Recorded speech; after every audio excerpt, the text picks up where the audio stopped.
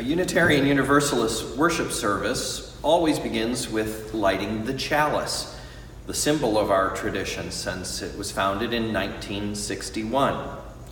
If you would like to light a candle or a chalice at home to set aside this time as worship, you can get that now. I'll wait for you.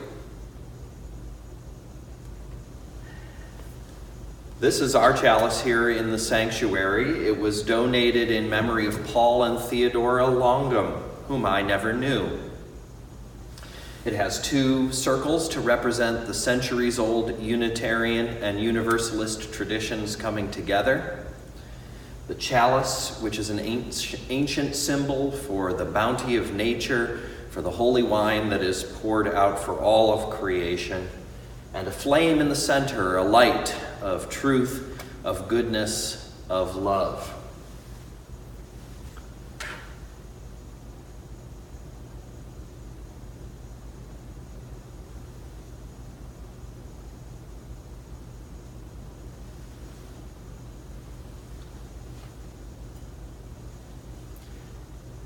In gratitude for the light that casts away fear, we light our chalice and worship together.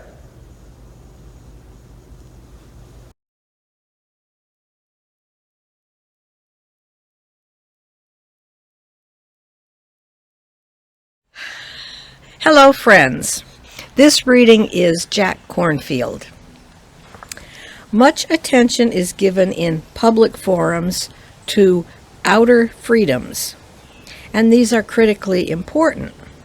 Freedom of speech and religion, freedom from oppression, economic freedom, freedom for girls and women to learn, to create, and live their lives equal to those of men.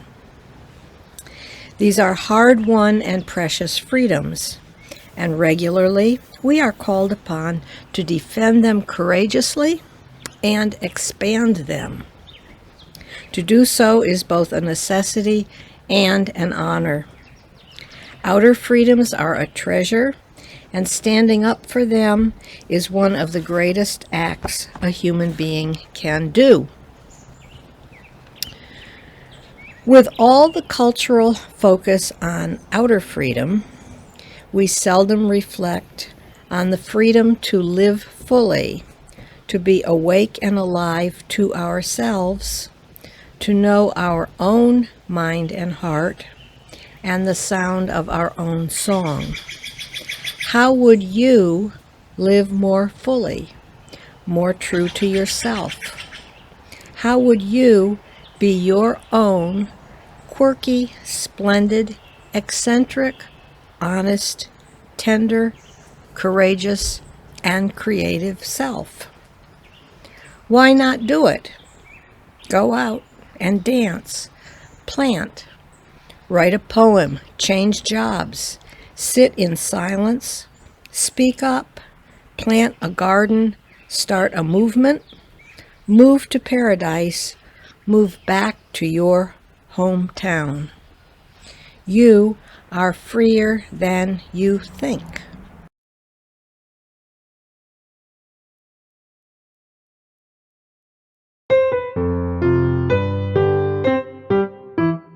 One, each person is worthwhile. Two, be kind in all you do. Three, let's help each other grow. Four, keep searching for the true. Five, each person has a say. Six, work for a peaceful world. Seven, the web of life's the way that will bring us back to you.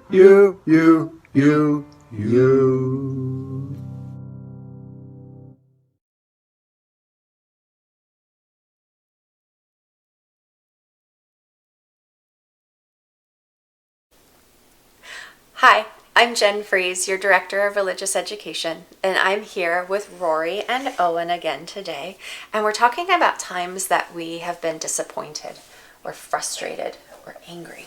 And I was wondering if you guys can remember a time when you felt disappointed. Owen, do you have one? Yeah, when I was at the Santa Cruz Beach Boardwalk and I was climbing like this like crazy like ladder thing that could flip over and you could fall off. And Were you trying to win a prize? Yeah, Yeah. and I couldn't do it. It was really hard. How many times did you try it? Like 5 or 6. A lot of times. How did you feel inside when you... Really sad and mad. Sad and mad. Rory, have you ever felt that way? Yeah.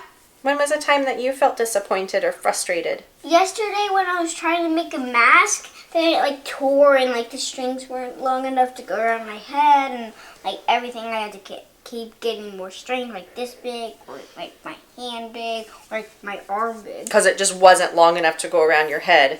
And then I know you also accidentally cut off the ears at one point too. You were pretty frustrated, huh? Yeah. So you know what? There's a teacher that we've read a book by him before. His name is Thich Nhat Hanh, and he's a Buddhist teacher.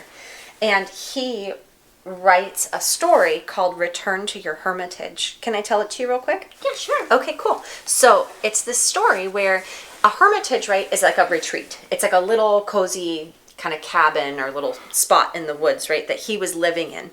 And he was there by himself. And one morning he woke up and it was a beautiful morning. And the sun was shining and he opened all the windows to let the sun in and fresh air. And then he went out into the woods to take a big long walk. He planned to be out the whole day. Well, wouldn't you know it, the wind started.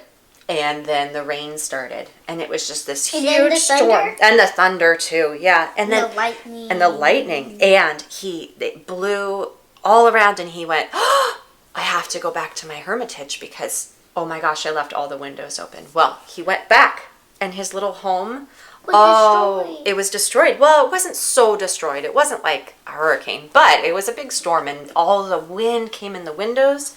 He went back and it was dark and cold and really messy because the wind had blown all of his papers around. So he did 3 things. The first thing he did was close the windows. The second thing that he did was light a fire, like a little cozy fire. The third thing he did was he kind of cleaned up his papers and he sat down in front of the fire. And do you think he started to feel a little bit better then? Yeah. Yeah, he did because it was cozy and it was quiet. And so when he teaches this story, it kind of tells us what to do when we're feeling really out of control. When we have a day where we say, oh, this is just not my day. This is not my day. So, do you think he's really talking about a hermitage, though? No. What's he really telling us about when Your we're having... inner self. Wow. Okay. Yeah. He's telling you about your inner self. That when you're having a day that is just not your day, you can return to this kind of quiet space right inside yourself. And he tells us of a meditation we can do. Do you want to try it real quick? Yeah, sure. Okay, cool. So let's try it. So we can close our eyes. Do you want to sit on my lap still? You want to have your own spot? You.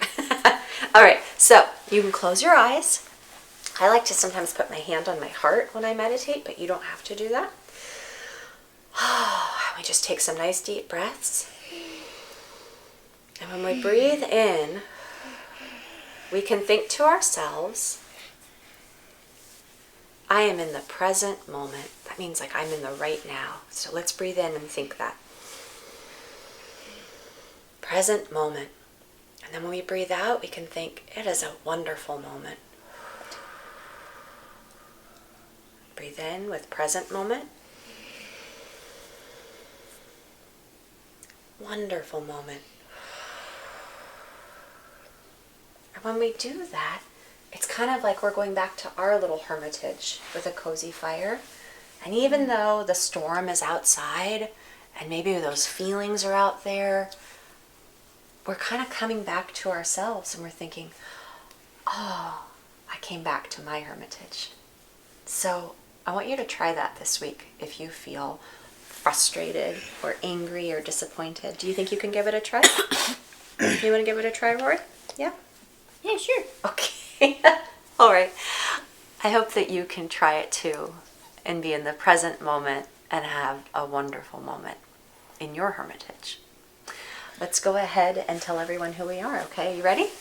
Okay, we are Unitarian, Universalists, people of the open mind, the loving hearts, and the helping hands.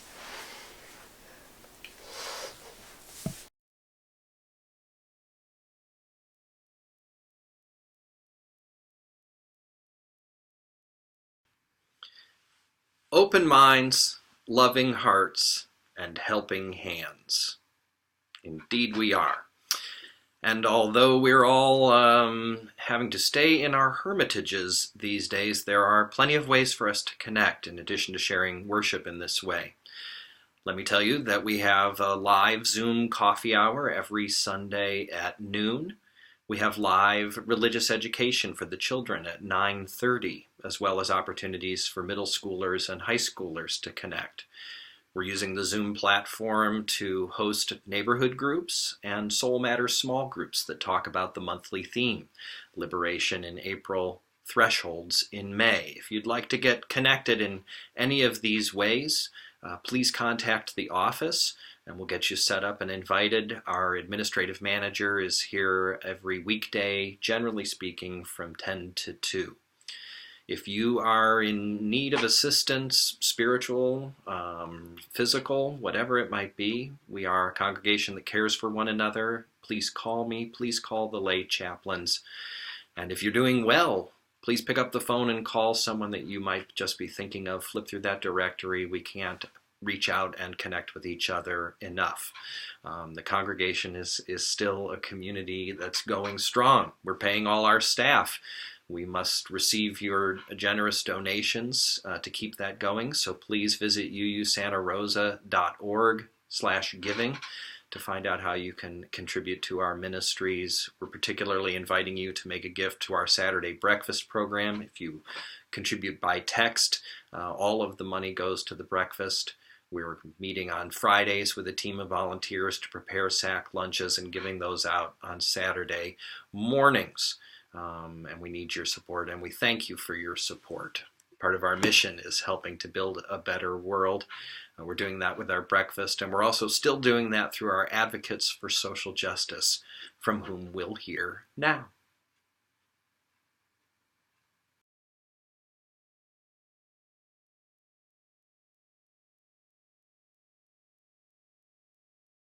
Good morning. I'm Elain Wellin with Advocates for Social Justice.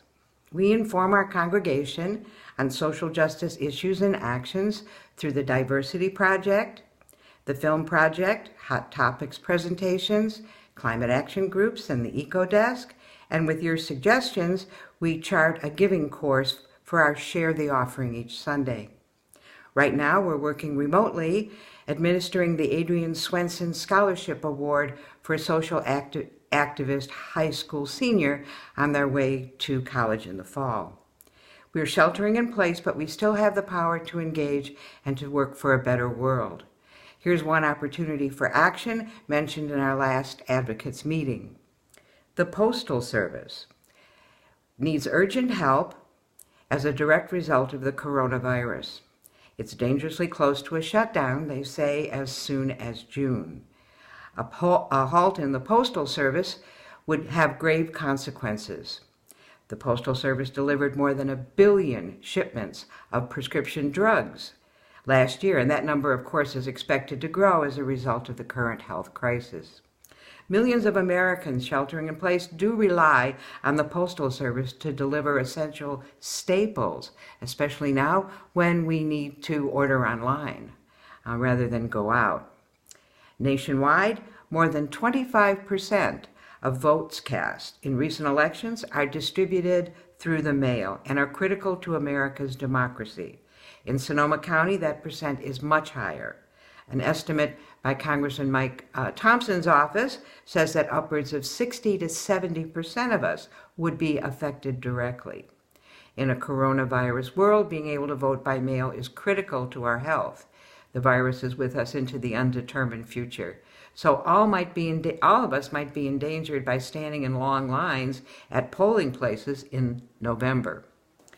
I've been assured that our representatives are working during the last weeks to fund the post office, but as of now, No post office funds were included in the current federal relief bill that has just passed the U.S. Senate, U.S. House, and I read in the paper today was signed by the President.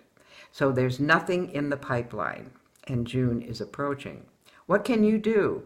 First, tell our elected officials to save the post office in its next relief effort, save the post office.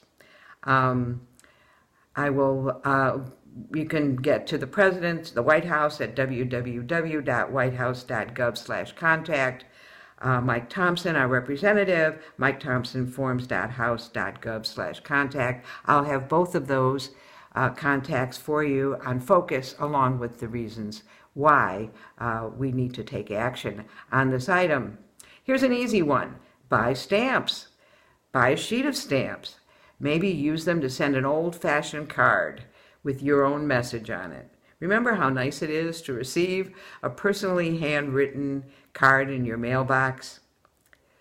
Support the post office and contact isolated friends and family as we shelter in place. If you have an issue that you would like us to highlight, please email me, Elain Wellin. I'm in the directory. And thank you for taking action.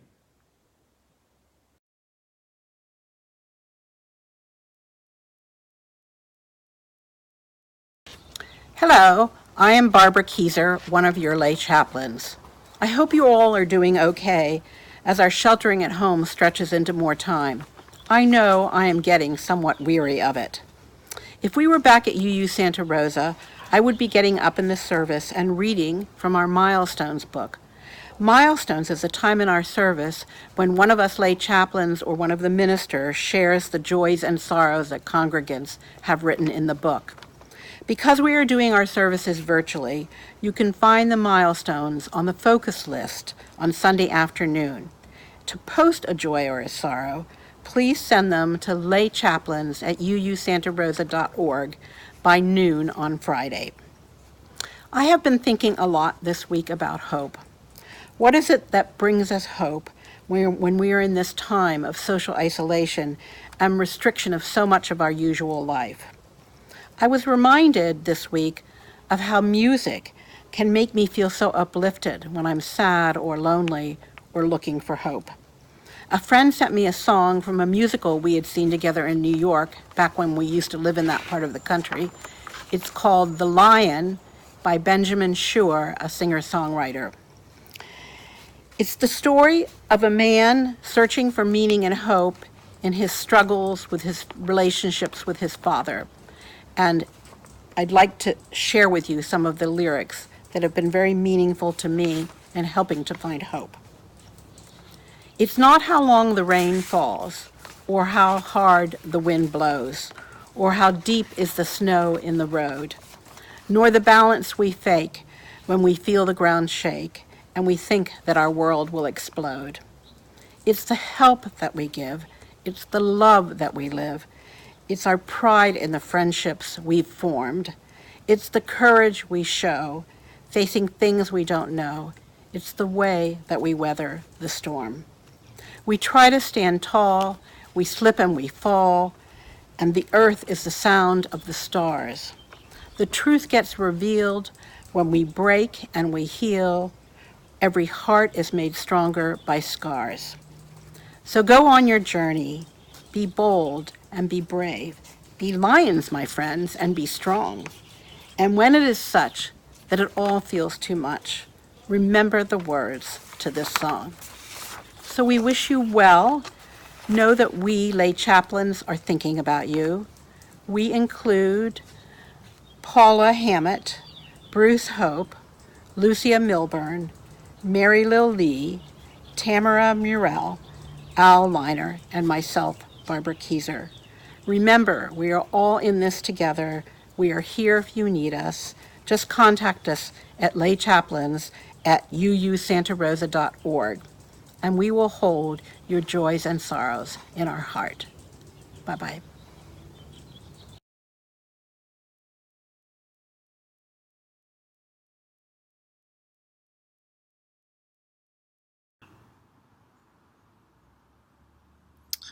I'd invite you to join me in a prayer.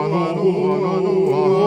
know this rose, I know this rose, I know my fear, I know my fear, I know my soul, I know my soul will unfurl its wings. I know this rose, I know this rose, I know this rose, I know my fear, I know my fear, I know my soul will unfurl its wings. I know this rose, I know this rose, I know this rose, I know this rose, I know my fear, I know my fear, I know my soul, I know my soul will unfurl its wings. I know this rose, I know this rose, I know this rose, I know my fear, I know my fear, I know my soul will unfurl my soul will unfurl its wings. I know this rose, I know this rose, I know this rose,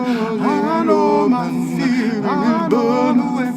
I know my soul will unfurl its wings, I know its wings,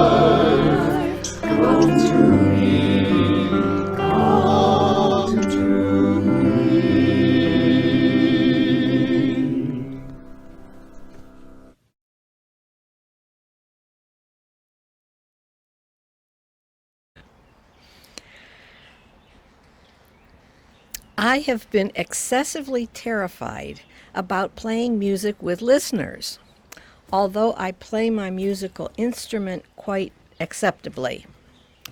A sequence of childhood traumas and upsets virtually imprisoned me, like a bird in a cage. From ages 4 to 7, I was pressured to practice piano, even though no matter how high I sat or how I got arranged, I could not see well enough to read the music. Very bad vision. At age 5, during my first piano recital, I peed on the piano bench. My older sister could play piano and sing harmony. I could do neither. After sufficient failure, I was allowed to give up music lessons. For the next 60 years, I blotted out any possibility of playing music. I didn't even entertain the thought. Then, very slowly, deep in my psyche, I was becoming aware that I really would like to play music. I borrowed an auto harp that had been in my friend's basement for decades. Secretly, by myself, I learned how to play it. I read a lot of self-help books. Books that tell you to do what you're afraid to do. The books that tell you when you are old, learn a foreign language or a musical instrument. Good advice. Even if you are terrified and or aptitude challenged. So, I played by myself, for myself, for several years. Eventually, I remembered a favorite quote, namely, quote, "The try is the victory," end quote. The try is the victory. So I screwed up enough courage to play a song at our family camp variety show. I survived the ordeal. The campers applauded. Of course, they applaud for everyone. A few years later, I played and sang with friends at the spring UU Women's Retreat. The greatest assist for me getting through my monumental block and self-induced terror has been the kind and friendly encouragement by my fellow UU congregants to my tentative forays forward. This February, a significant milestone occurred. Again, I reminded myself that the try is the victory. I played music with a group for a Sunday service, and I really had a good time doing so. Amazingly, the pleasure outweighed the terror. Hallelujah. I felt enormously satisfied and free.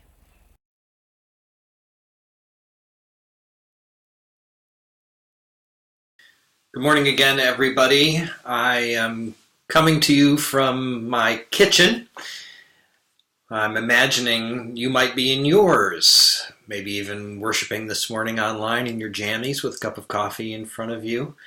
There's probably just one or two or three of you in whatever room you're in, and so this actually feels like the right distance to speak with you.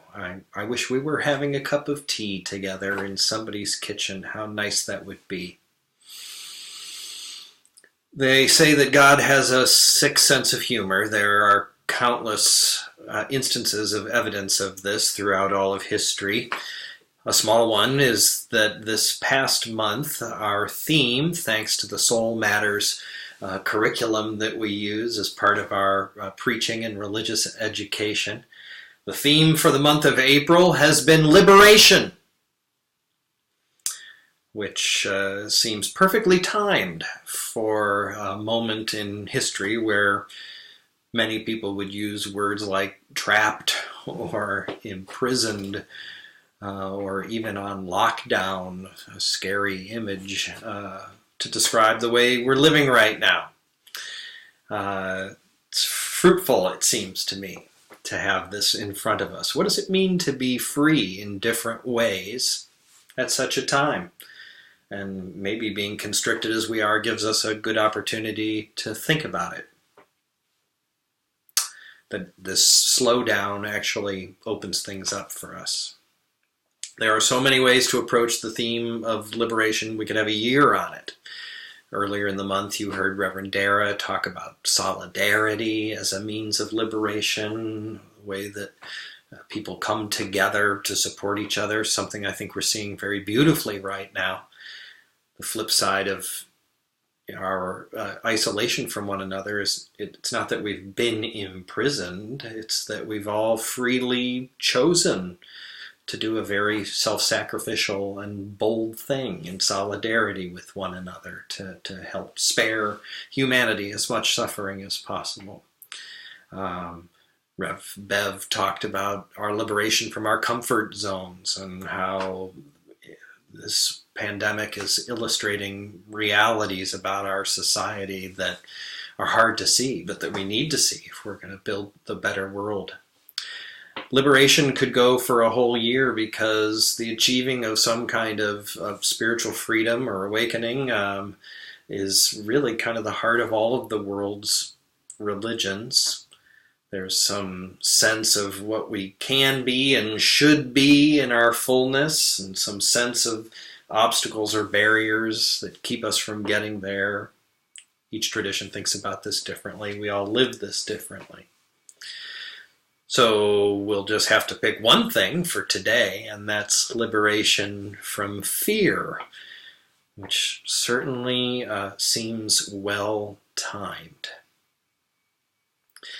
I'm listening to a Brené Brown book on my walks called Dare to Lead. You might know her work on vulnerability and shame and leaders. She said something that is so helpful for me with preaching or any other thing. She said, write what you need to read. Or I might say, preach what you need to hear. So liberation from fear is perfect for this time, because even though I'm in a secure house with a lovely backyard and a beautiful vegetable garden, 2 cats to keep me company, a good friend to come by and visit, I can find fear arising to varying degrees and in various ways throughout the day. Staying at home and being alone is actually kind of a happy place for me. And yet, I have to go to the grocery store. I have to read enough of the news to know what we're all dealing with. And just like that, a whole host of fears can arise. I think this is true for all of us. I think it means we're carrying a weight around with us all the time. It makes it hard to think sometimes. It can numb us out or make us raw. I have a handful of fears, I guess I would say, that keep coming up in this time. Though normally I'm a rather carefree person, so much so that one special lady nicknamed me Captain Cavalier after 10 years of not locking the front door. I will find myself, struck in this intense kind of way with a fear of catching the virus. Even though I wear a mask when I go out, I'm only going to the grocery store, down to the Glazer Center, usually when no one's there. I'm super careful. In the real world, I think I'm at relatively low risk. It's so easy to slide into some feeling of not worrying about it. And then one story of a 52-year-old somewhere who dies from the thing, and it's crashing in again. Oh yeah, that's still very real, and it might not be close, but that doesn't mean it's gone. Like you, I'm concerned about what this was going to mean for our economy and our society and the kinds of poverty and need that people are going to find themselves in. And I fear the impact that will have, particularly on you, on us, on our community, people who may be close to the edge already. And if I'm spinning along there, I'll start worrying about the congregation and what we may or may not be able to do together in 6 months, a year, 2 years. And on a personal level, I am afraid of not being a good minister at such a time, since I really have no idea how to be a minister in a pandemic. When all these fears arise, I find the only way forward is to give them their space. As soon as fear-based thought or feeling is noticed, usually we're way caught up in it first, anxious, running around, feeling a pit stomach. As soon as you realize, feeling fearful, as soon as I do that, a couple of moments of just mindful, aware, spacious, gentle breathing. 3 breaths. 3 breaths is often all it takes to take what was going to be a spinning, gut feeling or spinning thought experience of fear and return to the moment, the present moment, making space, loving and gentle space for the fear. And that that moment of mindfulness might be something we need to bring again and again and again. It is clear that pushing away the fears or running from them or trying to cover them up doesn't work. The thing that liberates us from fear, and it's something we have to do again and again and again, is feel the feeling, observe the thought, and return to now. It's a good way maybe to think of those 3 breaths. The feeling in the body. What are my thoughts? What is really happening now? It's such a simple tool, and yet it really is this breathing, returning to breath. It's at the heart of yoga practice. It's at the heart of meditation practice. 3 breaths, long enough to sing, "I know this rose will open," or "When I breathe in peace." By letting us feel fear in our body and see the story of fear in our head, and then take stock of the present and what we actually have control over and what our blessings in this moment are. That is to be, in that moment, liberated from fear. And you've actually been witness to a real-time example of this method working in the viewing of this video. I have to tell you, making these videos makes me terribly nervous.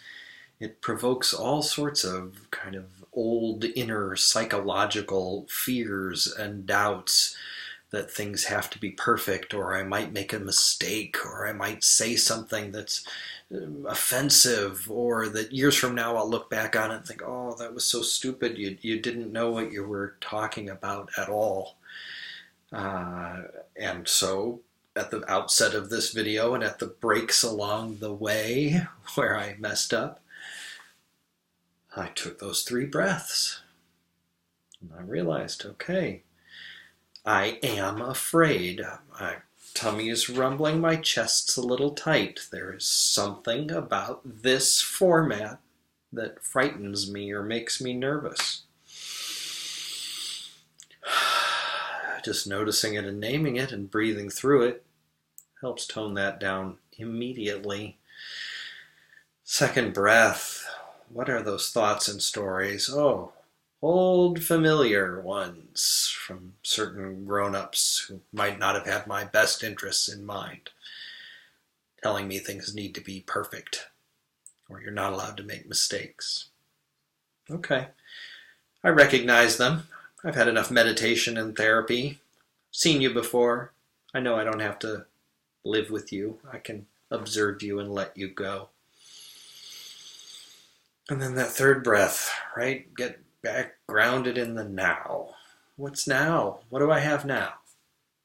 In addition to this fear that's arising, that I'm going to bore you or lead you astray.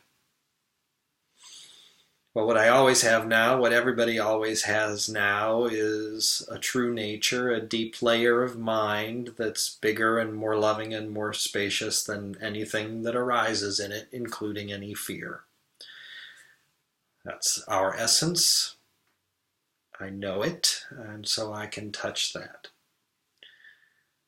And then the other thing I find right now is my awareness of how embedded in a beautiful relationship with you I am, of trust and respect that's been forged over almost 15 years together.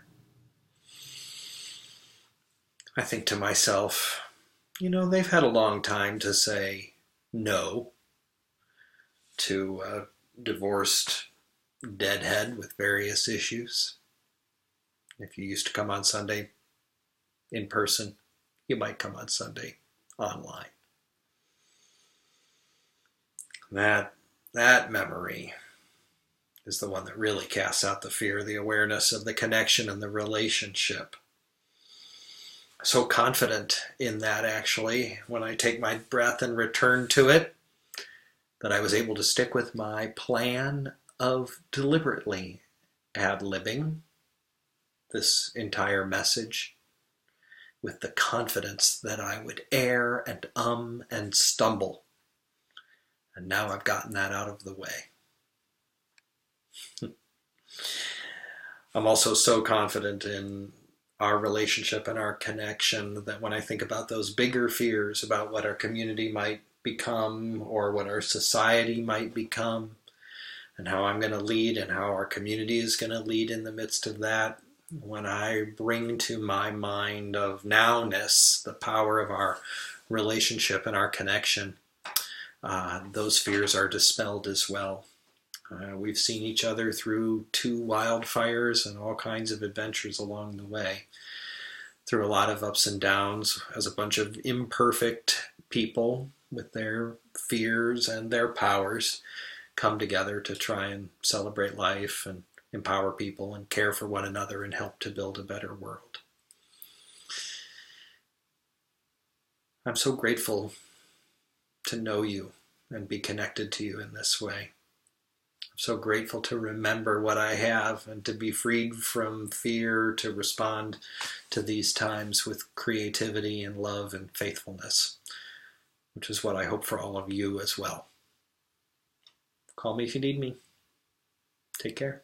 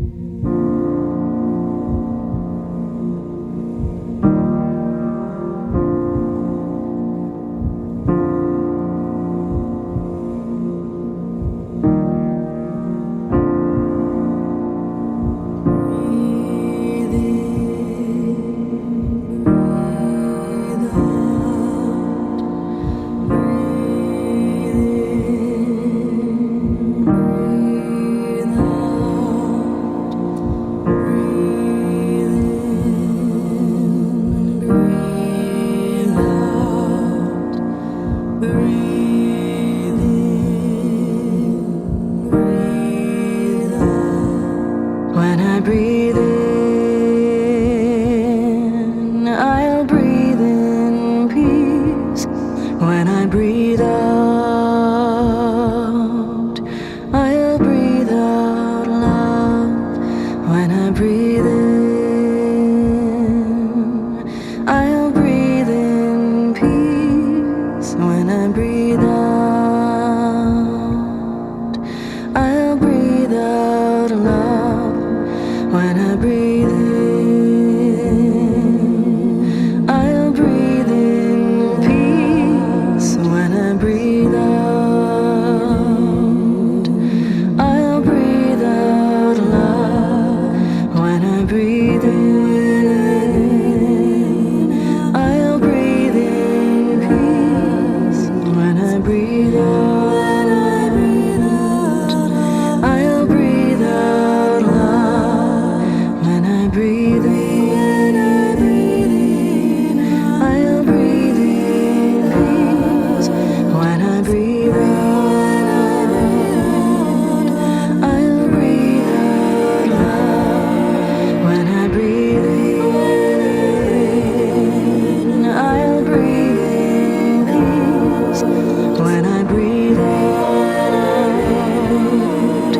I'll breathe out love. When I breathe in, I'll breathe in peace. When I breathe out,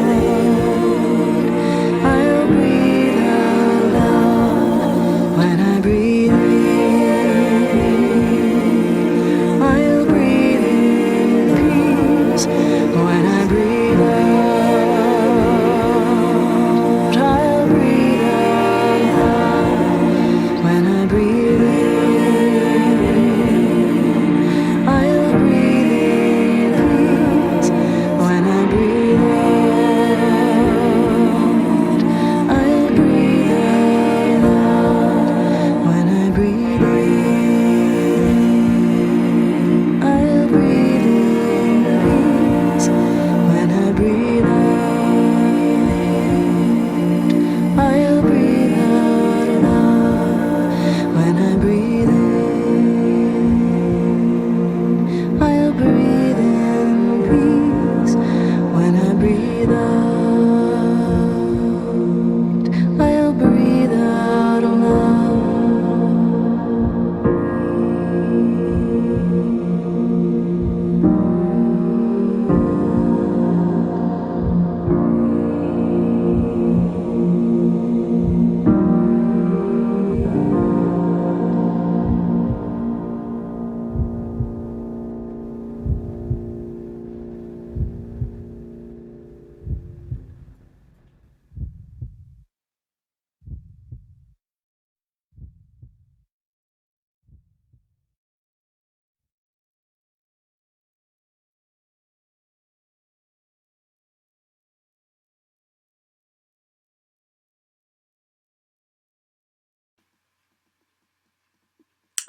The closing words are from Mark Nepo, who wrote the Book of Awakening. He says, "My efforts now turn from trying to outrun suffering to accepting love wherever I can find it. Stripped of causes and plans and things to strive for, I have discovered everything I could need or ask for is right here in flawed abundance. There is nowhere to go and nothing to do. Accepting this, I can go anywhere and do everything, including playing for the whole congregation. Rose. May the good Lord bless and keep you, whether near or far away. May you find that long-awaited golden day today. May your troubles all be small ones, and your fortunes 10 times 10. May the good Lord bless and keep you till we meet again. May you walk with sunlight shining and a bluebird in every tree. May there be a silver lining back of every cloud you see. Fill your dreams with sweet tomorrows. Never mind what might have been.